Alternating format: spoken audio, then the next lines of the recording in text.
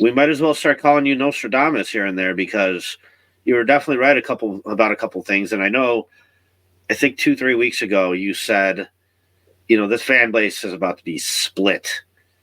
And you know what? Look at this. Here we are. Even coming off of a victory last week, I have never seen this fan base more at a civil war than it currently is. I mean, you have the people that absolutely love Justin Fields no matter what. They'll lay out every single reason to sit there and back up Justin Fields and give him no credibility for any of his faults, but give him all credibility for all of his successes. And then you have the other side that is just completely bashing Justin Fields, wants him gone as soon as possible, and doesn't believe in him no matter what, doesn't think that he can pan out or progress into anything more than he has been. And the people in the middle, like me and you, man, we are the few. I know in our personal conversations we've said, no matter what happens, we're going to be a little upset. No matter what happens, we're going to be a little happy. Because to be honest with you, all these possibilities are possible, and there's ups and downs to every single scenario. It's in the worst ways too, where I personally have flip-flopped on what's the best thing for this team in the last 5 days. Every day I switch opinions and we'll text each other, and I'm like, man, Caleb Williams is the way to go. And then it's, hey, it's all about just building draft capital and trade back this pick because it's the right move to do. And all these things in a certain lens are going to be the right thing to do. Whoever ends up being right? Whoever ends up being I supported Fields and now he's balling somewhere else. I told you Caleb Williams is a flop. None of you know. None of us know.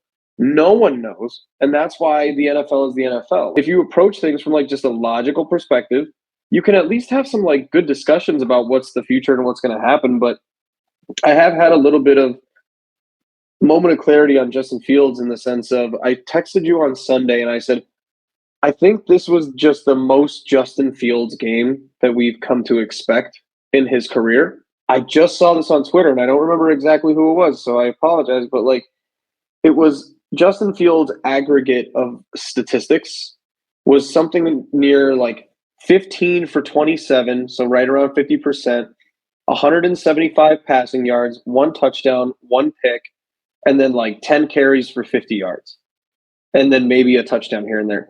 And I looked at those numbers, and they look fine, but that's about it. And that was kind of my realization on the Cardinals game, is you can make all these excuses, and there will be, and most of them are valid. And I hate Luke Getsy as much as the next guy, and da-da-da-da-da. But what if this is just Justin Fields? What if this is exactly what he is, and wherever he goes, this is what he's going to be? A 50% completion guy, 1 touchdown, 1 interception, and a rushing touchdown here and there. And it's one of those questions of is that enough to get you where you need to go? The stats against the Cardinals, I mean, literally 15 for 27, 55% completion, 170 yards, 1 touchdown, 1 pick, 9 carries for 97 yards with 1 rushing touchdown. So, I mean, it's right there with what you're saying.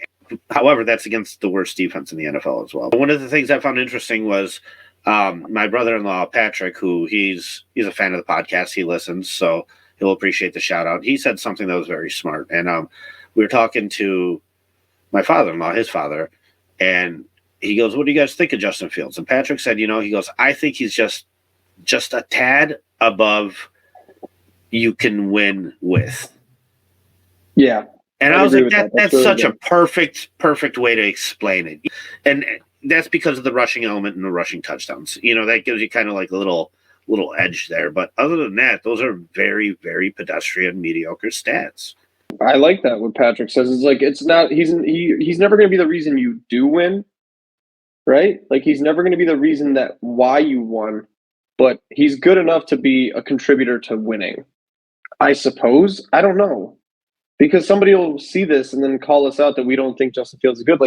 I think Justin Fields is really good. I think somewhere down the line he's going to be a good quarterback. I don't know, maybe not great or whatever. Maybe he will be. This is the funny thing about this is I think Justin Fields is the definition also. And again, I'm trying to stay in the middle and trying to have these realizations in real time, but not overreact to my own thoughts, right?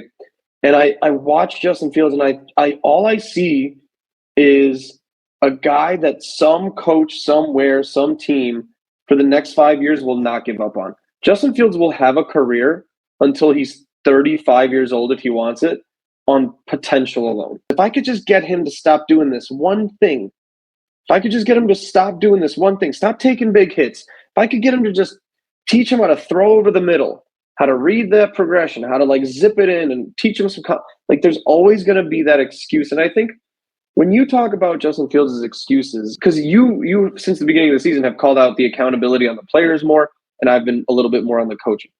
And 17 weeks later, I think we're both dead on right.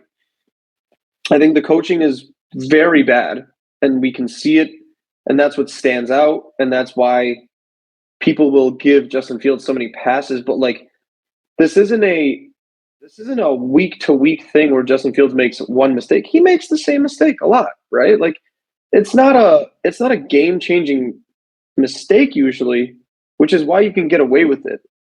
But I think at this point, we've said this a lot all year, but we know what the floor is on Fields. And I think it's this, right? Like, this is about the floor. I think you're not going to see many more 80-yard passing games from Justin Fields like we saw early in his career. But I don't know how many 250-yard passing games we're going to see moving forward. And that sounds sustainable, and that sounds pretty good for a winning team overall. But I don't know, man. Like, I'd rather have 350 in the air and 0 on the ground, because you got guys like Jake Browning and Joe Flacco throwing for 350, 400 yards week to week, and they make it look not that hard. If I was a coach, I would be that guy. I am that guy. If he could just stop doing this one thing, the potential is there. Like, I see it. That's why I've been a huge Field supporter since day one. However, like I said, I'm not going to sit here and argue against results. I'm not going to sit here and just be insane just because I like the guy, right? So even earlier this year in the Kansas City game, we had 99 yards passing. So early in his career, yeah, but no, we've seen an example of that this year still, right? And you're right. Like, my idea was that he needs to be thrown for at least 200 yards a game if he's going to attempt this style of offense. Now, I actually kind of like the way they use him a little bit more. Like, I think the Mercedes Lewis touchdown is a great example of using his mobility the way it should be used. You know, let him get out to the edge, and if nothing's there, then let him try and scamper around up the field. There was a play as well towards the end of the game where he rushed and he managed to kind of like get a little edge and just pick up 30, 40 yards on the ground. You know, that's the type of running he should be doing. But once again, I'll sound like a broken record to you. I've said it before games when we have conversations before games. I've said it kind of all year. The one thing this team has proven to me is that they're inconsistent.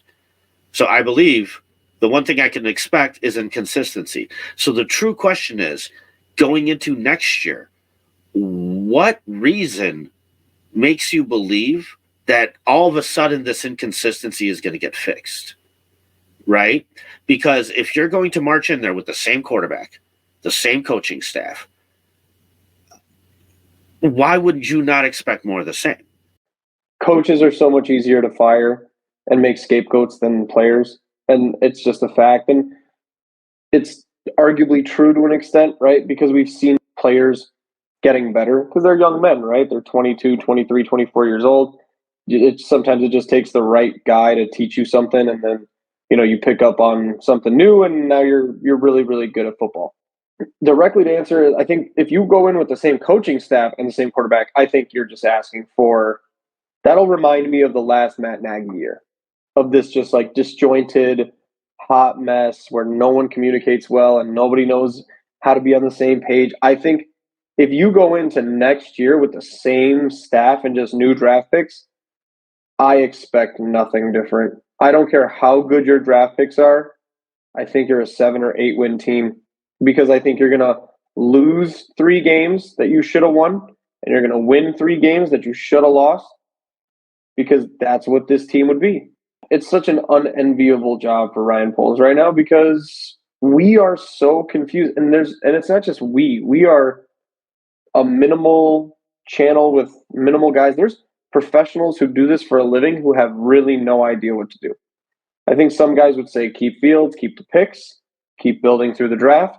Some guys are saying you can't skip out on Caleb Williams, talents, and you can't skip out on this opportunity to take a first overall pick. And you're both right.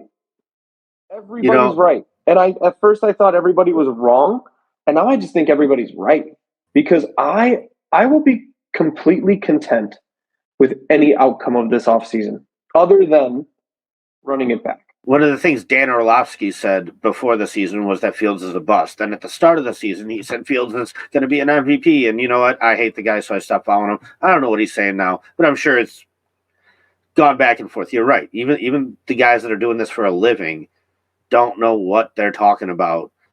For me, personally, I'm kind of with you. Like, no matter which way this goes at this point, the only opinion that really truly matters here is Ryan Poles'.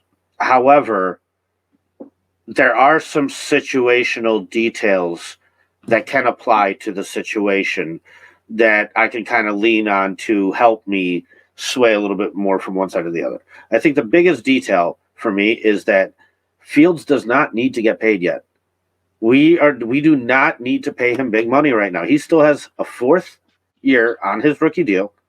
He still potentially has a 5th-year option if you truly want to pick that up, which would wind up being like $23 million, which is still like half the money that a top-tier quarterback contract is, right?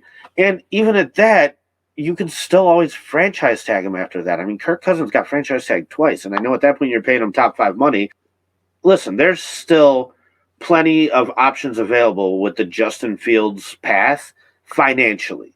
If this was year 4 and you needed to commit yourself financially to him at the end of the year, I think the water would be boiling a little bit more. Right now it's just hot, right? So that is an argument towards consistency, towards not shaking it up, towards keeping it the same. It's not going to cost you anything to do so.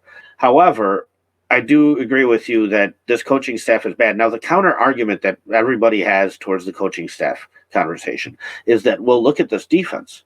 Look at this defense. It's shaped up in the last 5 weeks. They're a top 10 defense in the last 5 weeks.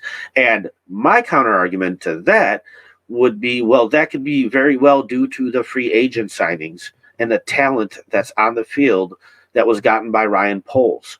Who's to say that another defensive coordinator can't come in here and get the same, if not better, or close to the same? I don't disagree with you at all. If you keep Justin Fields and you get a new offensive coordinator, we're going to be excited because you're probably going to trade out of the first overall pick. But if you did take Caleb Williams and pick Fields or whatever, it's so many options. And I think, like you said, if it was a year later, let's say this was 1 year fast forward, and you're like an 8 or 9 win team and you just missed the playoffs, that's when tensions start to get high. That's when people start to get frustrated, right? Like, what's going on? Why can't you put it over the edge? People really start to lose their jobs, and then people have to make really specific decisions. And the reason I think this is so confusing to everybody, and I think this is the first time as a Bears fan I've felt this, is it is a completely fork in the road moment with a lot of different roads, right? Like, if fork in the road implies like 2 usually, but like there's like 4 or 5 different paths this team can take right now, and that's why it's an unenviable position. I think I'm speaking for myself here, but like one of the few things that we've always said, I do not like taking one player and depending on one player to make all of the difference, right? So we can agree on that, I think. Caleb Williams at his peak is absurd. He's absurdly good. I get it. I get why you were in love with him. I get why you want him on your team. I've started watching Malik Neighbors. He's the LSU wide receiver.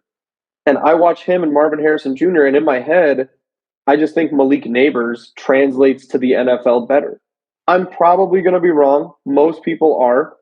But at the same time, it has happened constantly where the second or third receiver taken is the best receiver in that class. The second or third quarterback taken is the best quarterback in that class. So it is what it is. But I think just as a rule, as a tenet for what we believe in, we're not sitting here saying, like, take Caleb Williams and draft all your picks. It usually never works out. But if you do, I mean, I can live with it, I guess. I'm really just focused in on the NFL, and especially with producing all these videos and making all this content and everything, I got my hands pretty full. For every year, from a very far point of view, I do notice one little trend. I don't necessarily want a guy that hit his peak in college. And it's kind of how I'm feeling about Justin Fields right now. Like, seems like he hit his peak in college.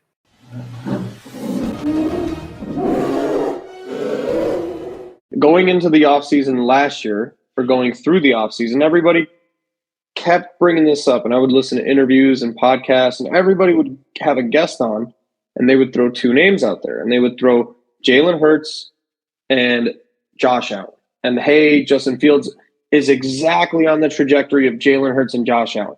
We have jumped that shark. Like, that is not possible anymore. I don't think, maybe you can, I don't know. Maybe if you give Justin Fields one more year and slightly better talent, you can see that progression or whatever. But that's also not what Jalen Hurts and Josh Allen went through. They had like consistent offensive coordinators who kind of taught him systems and followed it along and this and that. And with Luke Getsy, this would be Luke Getsy's third year.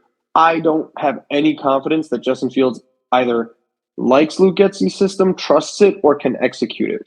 Pick one. I don't know. You have two models left for this team that you can kind of copy, and one of them would be the Texans, right? That's the get rid of Justin Fields, draft a first overall or second overall pick quarterback, get a new coaching staff that's young and on the rise, and you can try to model and emulate the Texans. And that's not a bad model to have. I mean, CJ Stroud's really, really good. But also, CJ Stroud just went out for a few games, and they didn't really lose a step. How much of that it just feels really lucky over there for some reason, though.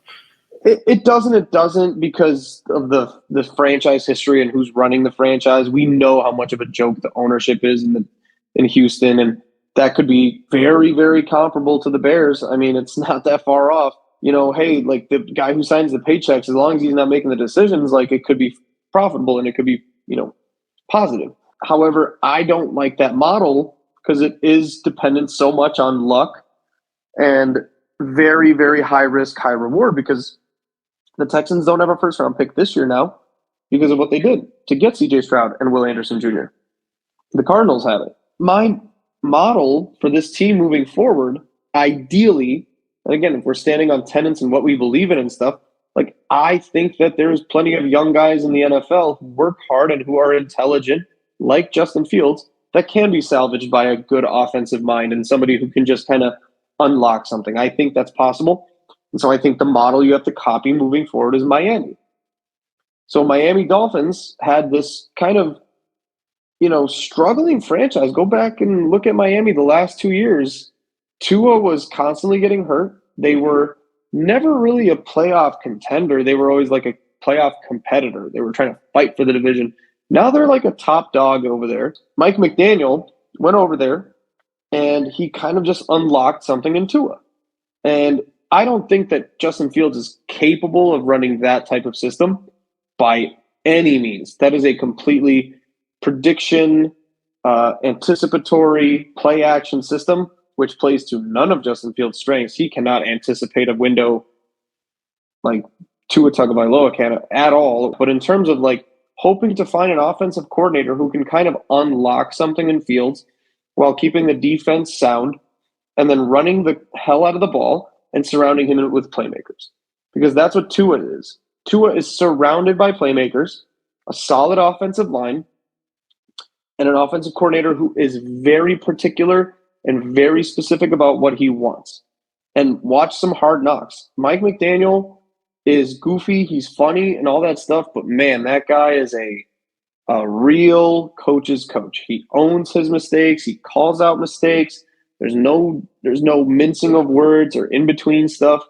I would love Mike McDaniel here. I'd trade a lot for him, but you can't do that. But hopefully you can potentially mimic something like you did in Miami in Chicago. And I think that's my ideal model moving forward. Keep Fields, surround him with playmakers, give him an offensive coordinator that can really unlock him.